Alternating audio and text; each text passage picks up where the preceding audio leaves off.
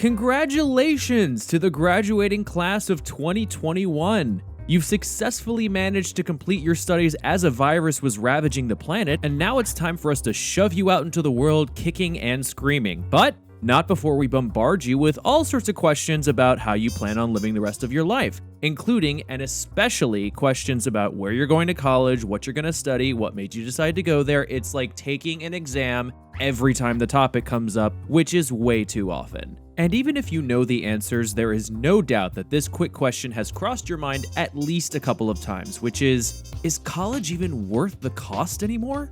Let's first take a look at how bad the problem actually is. It's pretty common knowledge that college costs have skyrocketed, but how much have they?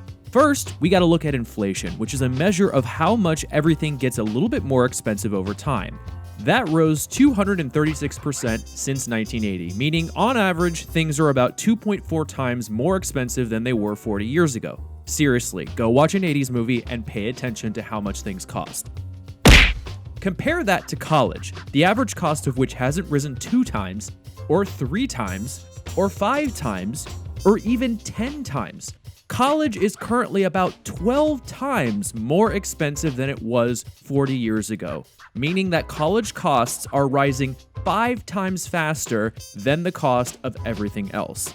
And it gets even scarier when you look at this growth compared to what people actually get paid. Because since 1984, median household income has only gone up a little over 30%. This means that college costs are growing over 8 times faster than wages are. And that's comparing an average wage. If you're going to try and work to pay your way through college, chances are your wage is going to be closer to the minimum wage. And when you adjust that for inflation, it's actually lower today than it was 40 years ago. TLDR, not only is college harder to pay for than ever, the financial benefits are getting less and less over time. And that's before you bring in factors like race and gender. And spoiler alert, it ain't pretty.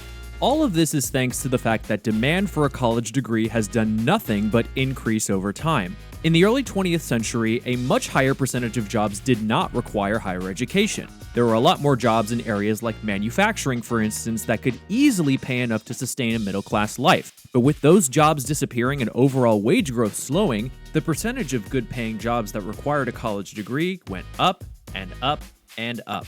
So, colleges started charging higher tuition since they knew that people who really wanted to would find the way to pay it.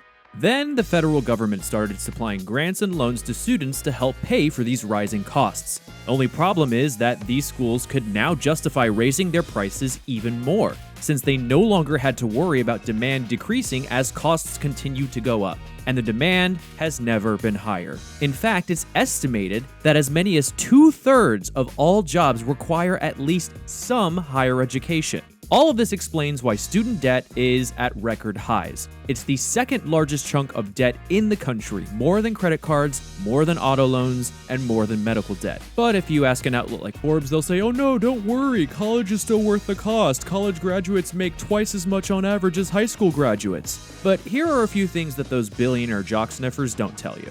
First, about 3 out of 5 students who start college do not end up finishing. So if you're one of those peeps who takes out loans to attend college without finishing, you're stuck trying to pay that money off without the increased paycheck. And student loan debt is one of the 2 types of debt you cannot get rid of by declaring bankruptcy. That explains why there are all sorts of sites and courses out there promising that they can teach you how to make money and get out of all your debt. Meanwhile, some of them can't even be bothered to finish building their f***ing website. A lot also depends on what you want to study and where you want to study it.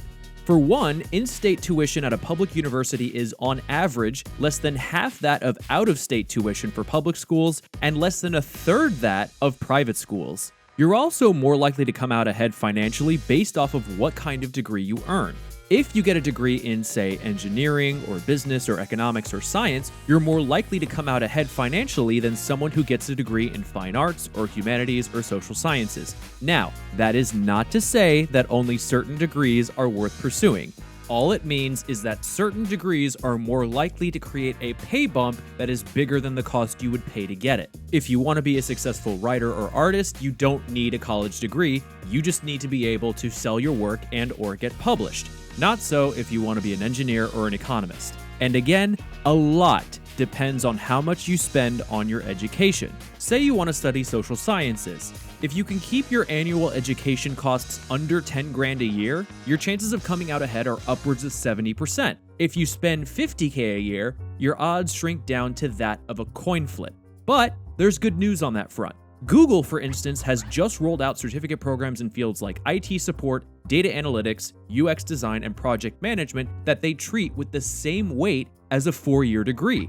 And there are online learning sites that have partnered with schools to create online courses and certificates that cost way less than traditional tuition. And that's also not including community colleges, which have been an affordable option for people for generations. But all this still requires you knowing what you want to do with your life. And unfortunately, no one can really answer that for you. Just know that the biggest factor that determines whether or not college is worth it is whether or not you finish. So, if you're not 100% certain that you want to pursue a certain path, maybe hold off on taking out that $60,000 loan and explore some cheaper options first. And, of course, there's always one option that'll let you learn things for free. If there's any topic out there that's got you scratching your head and you're too scared to ask, you should totally send it our way. Tweet using the hashtag #QuickQuestion or email us at questions@brainjoltmedia.com. Don't forget to follow us, and remember, quick questions don't always have quick answers.